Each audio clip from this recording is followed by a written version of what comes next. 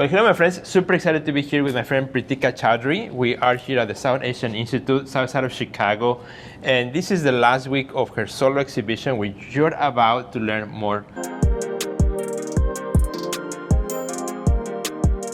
Well, Pritika, thank you for having us here today, for also friends who are coming along and getting to know you a little bit better and getting to see this exhibition, Unbearable Memories, Unspeakable Histories, which has the title here, kind of gives us a little bit of an introduction what this might be about, but we're about to learn it from you. So, Pritika, tell us a little bit about, before we look at the pieces, a little bit about this exhibit, what the title implies and what's pretty much the thematic behind the show. Yes, absolutely. I would be happy to. So, the exhibition shows 7 of the 10 anti-memorials that I have made to the partition of India and Pakistan. August 15th, 2022 was the 75th anniversary of the partition. And that's the event that the exhibition commemorates, yeah. And when you think about a memorial, which is, you go to any city, you go to usually the downtown of a very particular city around the world, you have memorials, dedicated to past history of that particular event. You're thinking of your pieces as anti-memorials. Tell me about that. How do you see this anti-memorial, and why did you decide to create them? Yes, absolutely. Thank you. So I think of anti-memorials as memorials that go against the grain of nationalist memories of a certain event or nationalist histories of a certain event. The partition of India and Pakistan is usually narrated in a certain way where the countries end up looking like heroes. It's the hero narrative of our freedom fighters fought for their freedom, for their independence from the British, and it was hard won and hard fought. And it was, all of that is true. Right. Except it omits, by omission, it erases the memories of women and minorities that lived through that experience. And I call that the counter memories or the counter histories of the partition. And that's what I seek to highlight. So to highlight that, the proper form, it seems to me, the appropriate form is an anti-memorial, where it's opposite of a monument, where it's built of bricks and stone and metal, and it's huge and soaring and shows the glory of the country. An anti-memorial is anti of that. It's usually human scale. It's not that big. It's made of impermanent materials that are more fragile and show the fragility of the human body. And they, invite interaction at a more human level from the viewers. Yeah, and it becomes more accessible to us, right? Yes. So, and I think that's a great point of departure, because we have this beautiful piece, and as you walk into the exhibition and as you take a look at the show, it feels like you have taken part of like monuments, and you brought them into the gallery setting, like bricks and mortar and all these other things. But I would love if you can tell us a little bit about how are these works created, as an what you explained as an anti-memorial, but how did you actually create the pieces where they become almost like an impression of the monument that then becomes the anti-memorial piece? Particularly, let's say, on a work like this one.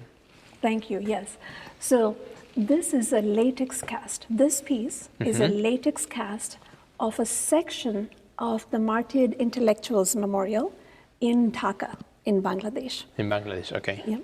And it was, so, when India was partitioned in 1947, it created East Pakistan and West Pakistan.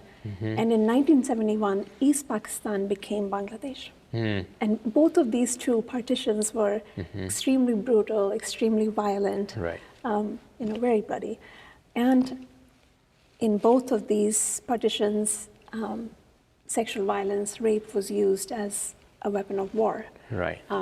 Which is, you'll find allusions to that throughout the work. Right. And I think for our friends to understand, as we look at the show is that, you as the artist, you actually go on site to each of the monuments. This is not something that you do in your studio and you're basing on a photograph and trying to reproduce. You actually go to the site. Yes. You actually create, creates the monument is the mold, right? Yes. You create the piece there, the cast right there, that then you have to then remove afterwards and bring back to United States for exhibitions. Yes. And as I was telling you, Sergio, it's the getting the permissions to access the monument's surface with my art materials is one of the biggest challenges of the project. Yeah, exactly. Now, I find this to be such a beautiful piece as well. Unlike the one that we just saw before, with the bricks. On this one, first, it's kind of to visualize what it might be, but there's so many also beautiful tactical qualities to the piece as well. And, that I think makes it also quite interesting. So I think in your work, what I love about this exhibition is you first get captivated by the tactile quality of the work, and then it starts to bring you into the historical parts of it, the content, the heavy weight, really conversations that take place as you continue through the narrative. So we start I don't know if this is by design, but I feel like we start with a soft introduction, and then we're going to get into the heavier themes and topics as you work through the show, because, as you're talking about all these stories, as part of our history, and every time those dividing lines move from one side or another or get blurry, there's the lives of people who are there, who have to go through that moment of pain and suffering in order for us now to be on this side to talk about it. Yes. So in a way, you're kind of also honoring those who have not had a voice, have not been given a chance to also show up in history. Yes. In a way. Yes. To have their point of view also commemorated, also honored, and acknowledged. Just to acknowledge that, yes, there was this other side to this event that is widely celebrated in the subcontinent, but then, also mourned. There is also an element of grief and mourning. Absolutely. I would love to also take a look at some of the pieces here. Some of the works that have really impacted me when I walked into the galleries. This one, which I first saw on a photograph. Yes. Rather beautiful work, which kind of brings you into this. I thought when I was looking at this that it was actually a brick wall, that you had actually brought in from somewhere. But if it's okay, I'm just going to show our friends, it is, the fragility of the work, which you talk about. I think the fragility, and almost like a skin-like surface. Exactly. It brings the human part of it, If I look at that, it looks like it's like our own skin. There's like parts of that these stories, these monuments, which are, strong and meant to last for hundreds of years, become so fragile to us. Yes. So now, as you, as an artist, looking into the history, tell me, how did you decided to actually create an exhibition out of that? From the point of view as the artist, like saying, I really want to talk about this through my work versus just a personal interest. Yeah. So I started making works about the partition in 2007. Okay. So the works that you're seeing here have been made over the last 15 years. Wow. Yeah. Okay. That's why it's a retrospective, because it brings 7 of those 10 projects together. When I started making the work, it literally was like one project. The first project I did was called Queering Mother India. Okay. Which is this trope of this idealized, pure woman, Indian woman, that then sort of has this way of creating an ethos of like honor, right? Which then, to hurt or wound or humiliate the other community, then you target the women. So that was one aspect of the partition that I was working on in that project. But when I finished that project, I realized there were other aspects. So there is mass migration, there is language, there is maps, there is cartography, there's monuments. It's the So this project is called Broken Column, Monuments of Forgetting. So it's the anti-memorial, the counter-memories that are forgotten are also very fugitive because those people are not there anymore. Exactly. So it's the capturing that fugitive memory is why I use these skin-like materials. And you'll sort of notice that in all the works that they refer to the corporeal body through these skin-like visceral materials. Right. And you also, as we walk this way, you talk about maps. Yes. Because that's a way in which we visualize where we are, where we belong, where we don't belong, perhaps. This idea of finding a location, and you use a lot of maps in your work also, particularly on this piece. Also, I like the way you use the map also to give us a point of reference with the world. Puts the story of what you're trying to convey in context with a larger world, with a larger story, right? Yes. Because a lot of times what we see in one culture repeats in others. These unheard voices. Are also unheard voices in other parts of the world, in other stories, in other conflicts, in other borders, in other pains and suffering. Let's walk into this particular installation and tell us in a few words a little bit about how you use the map, the idea of time as a point of reference with a more global world in which we live. Absolutely. Okay. So this particular installation is called An Archive of 1919. The year of the crack-up. So 1919 was the year after the First World War. And it was a very happening year in the sense that the whole world was in a turmoil, it seems. I started to look into it because of this one event that happened in India called the Jallianwala Bagh Massacre. It happened in 1919. It was a very, very cold-blooded, sort of a brutal massacre. And I wanted to research the context of how something like this could happen. So as I was researching, I found all these other events that also happened in 1919. And so in this, for example, so these are spittoons. And spittoons are made to spit out tobacco. Especially before cigarettes were commonplace from the 1910s and 1920s. So I actually went about finding spittoons on like eBay and pawn shops. There you go. So the disposal, where the disposal. You expectorate. So it sort of symbolizes like the memories that we sort of expectorate out of our psyche. Okay. So the Jallianwala Bagh massacre happened in Amritsar, and then on the spittoon, I have sort of made this sort of abstracted map of the place where it happened and the city in which that place lives. So to locate that event in 1919 very solidly, but then also very precariously on the body of a small spittoon. And then you use the year 1919 to see, in a more global scope, what else was happening around the world. And that's what some of these other so the events, some of the prominent events are some of the prominent events are, the Treaty of Versailles in 1919, which was a very big event after World War I.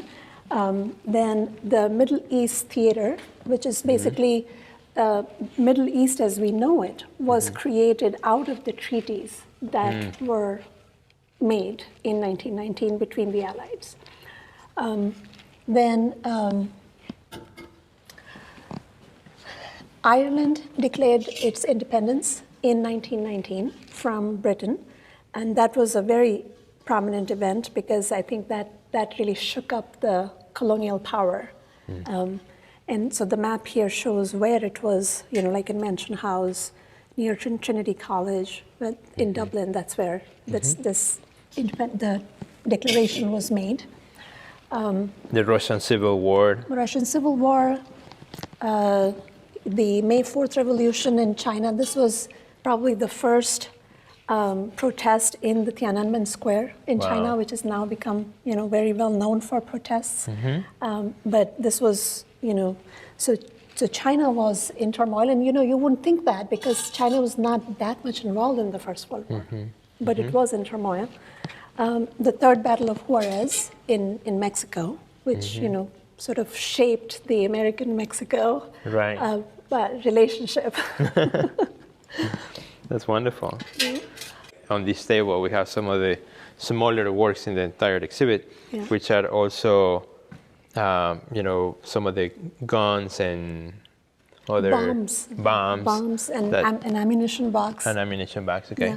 In which you're using the same material to wrap the object. Yes, so I literally put like a thin layer of latex on the object, a couple of thin layers, then just a layer of cheesecloth, and then several more layers of the latex. And then it cures for several hours in between layers. And then maybe at the end of a week or so, then it's fully cured, and then I can just roll it off of the object or the wall, as the case may be. Bring it. That's fabulous. And like in your mind, as you're creating these pieces, when you're holding one of these objects, you're holding history. Yes. Right? And it's different. Like when I go to the museum, we look at things behind. We don't touch it. You're touching history. You're touching the monument. You're not taking a selfie in the monument. You're actually registering that. You're feeling it with your own hands. You know what it represents. Tell me kind of what are some of the things that go to your mind as you create, and you hold some of these objects that have so much history and maybe even like association of loss and hurt and things of that. Yeah.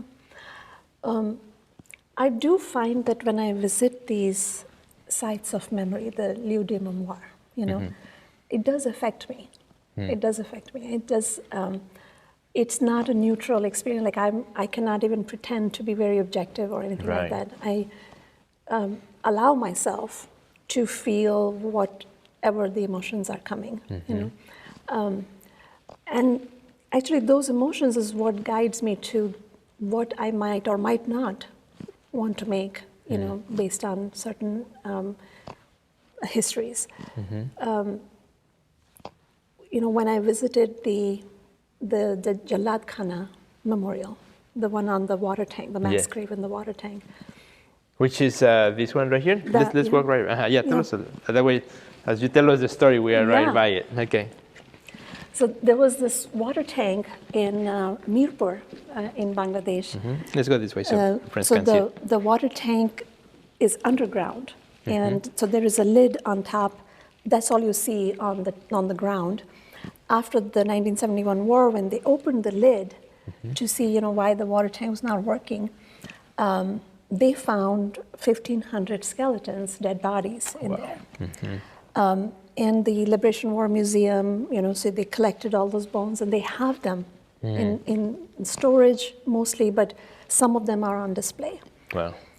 But sites like that have a very heavy feel to them. Like, I found myself tearing up multiple times when I was there, and at the end, they wanted me to write something in their visitors register. Okay. It was hard. It was a lot to process. You certainly feel the heaviness. Is the way I can describe it. Is as somebody who was not there at that time, who's visiting 30 years later or 40 years later, it still has that power, honestly, to sort of draw you into this very difficult history. And I think the beautiful thing about the show and what your practice is that you as an artist, you come to these sites, you bring who you are, you bring your own experiences, your way of seeing the world too, and you absorb, what what you feel, what you see, and then you create, right? And by default, then you allow us into your story and into the stories of those who you are also bringing here in the context of the exhibition. I think that's a remarkable thing. And I think that's why this show must be seen, my friends. And if you're in Chicago, you gotta come and see the show, because it is really a beautiful gallery to start. Yes. And then it's a beautiful experience to go through the work, to see the each of the pieces, to get really engaged with your mediums, your techniques, but more importantly with the stories that are being told, and the unspeakable histories that are part of our world even today, as we speak. It's true. Because this history continues to be written. So as we wrap up today, this visit, we wish we had time to go through every single work, but we don't have time. Behind us, there's some really beautiful installations here too, and then some also there's a chess table there where people can actually sit down and play. Yes. So you want people to also interact with the work in different ways. So as we wrap it up, any last words that you want to share about the show, or that what's next, what's coming for you, in terms of work that you're still creating? Yeah. So of late, I have been thinking about, Kashmir. Okay. And I think a work about Kashmir will be coming next. I'm also thinking very deeply about the rise of hate crimes in the U.S. And I think that will probably get funneled into our project at some point. Yes. Very good. And to our friends who are in Chicago, please come by December 10th. Is the last day. Will you be here on the last day? Yes, so I am here on December 10th. I'll be doing an artist walkthrough at 1 o'clock. Very good. And we are at? South Asia Institute, and the address is 1925 South Michigan. Very good. Well, thank you, Pritika. Thank you for having us. Thank you to all our friends for watching today. And do us a big favor, please share this episode with others, because I think the topic that we discussed here is pretty important. Yes. And that's something that must be shared with the world as well. So thank you for watching. We'll see you next time. Goodbye.